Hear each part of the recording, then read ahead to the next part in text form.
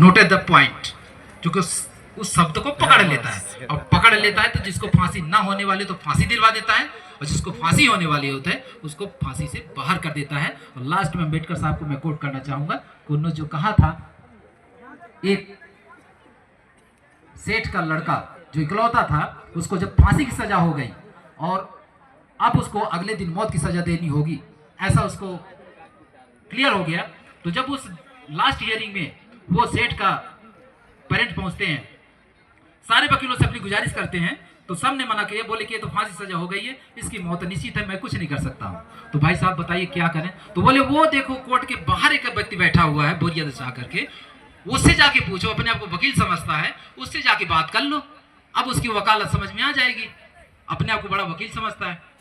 तो अब चूंकि करे तो करे क्या, इकलौता बच्चा, जानी बचानी जरूरी है।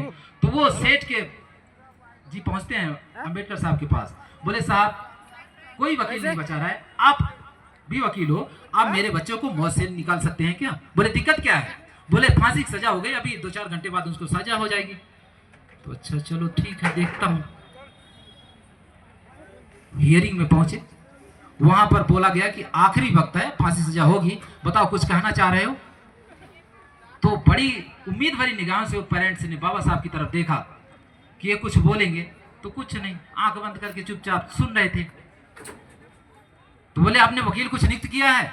तो पेरेंट्स बाबा साहब की तरफ देख रहे थे, बोले आप साहब बोलते क्यों नहीं, आप कुछ तो बोलिए, नहीं तो फांसी सजा हो जाएगी, मर जाएगा बेटा। बोले ठीक है, अब क्या कर सकते हैं, अब फांसी सजा होगी तो मैं भी क्या कर सकता हूं। फांसी की सजा हो गई।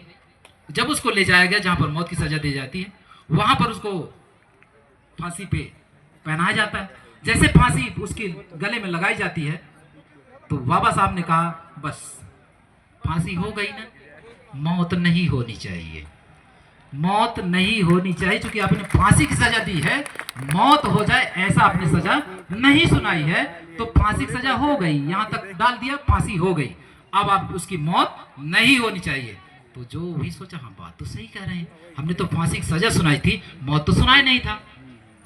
तो फांसी रुक गई, और जैसे रुक गई उन्हें निकाला, बोले अब उसको बाहर कीजिए। अब जरा सोच लिए कि वहां का नजारा कैसा रहा होगा, आप इमेजिन करिए कि वहां का नजारा कैसा रहा होगा। ऐसे रहा होगा कि मेरे ऊपर फांसी हो रही हो और आपका मैं सबसे ज्यादा चहेता हूं, और अगर ऐसे बाबा साहब डिसीजन वहां सुना दें तो कैसा लगेगा?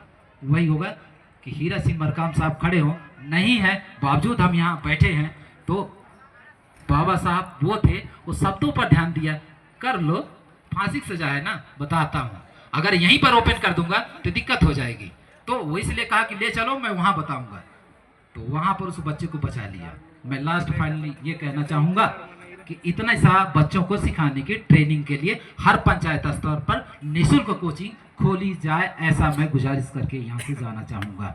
क्योंकि जब आरक्षण का लाभ लेकर के पंच, सरपंच, विधायक हमारे समाज के हैं, आरक्षण का लेकर के मैं प्रोफेसर हूँ, मैं डॉक्टर हूँ, तो मेरा कर्तव्य यही न बनता है कि कहीं दो कुछ न दो, लेकिन आप अगर शिक्षक हैं तो उस पंचायत में एक कोचिंग सेंटर हमारे बच्चों की होनी चाहिए, जहां पर सरकार की दी हुई शिक्षा तो हम पढ़ाएंगे ही, साथ में अपने समाज की जो संस्कृति है, जो संस्कार है, उसको सिखाने का भी अगर हमने जतन कर लिया तो आने वाला भविष्य आपका होगा।